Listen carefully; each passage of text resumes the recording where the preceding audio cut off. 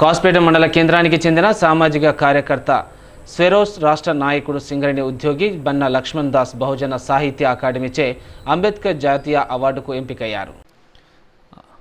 అంబేద్కర్ జాతీయ అవార్డుకు ఎంపికైన బన్నా లక్ష్మణ్ దాస్కు హైదరాబాద్లో నియామక పత్రాన్ని బహుజన సాహిత్య అకాడమీ జాతీయ అధ్యక్షుడు అకాడమీ ఫౌండర్ డాక్టర్ నల్లా రాధాకృష్ణ అందించారు. జూన్ 25న హైదరాబాద్లో 7వ జాతీయ సదస్సులో అవార్డును ప్రదానం చేయనున్నట్లు తెలిపారు. విద్యా వ్యాప్తికి ఈచ్ వన్ టీచ్ 10 కార్యక్రమం హరితహారం, పర్యావరణ పరిరక్షణ, సామాజిక అంశాలపై కృషి చేసినందుకు గాను అవార్డును ఇవ్వనున్నట్లు తెలిపారు.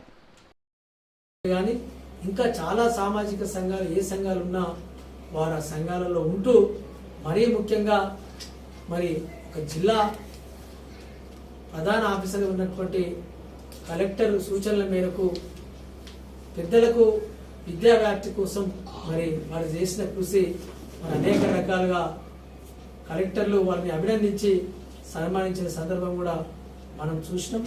మరి వారు అనేక ప్రజా సమస్యల మీద మరి వారి కుటుంబం కూడా రాజకీయ వారసత్వమైన కుటుంబం.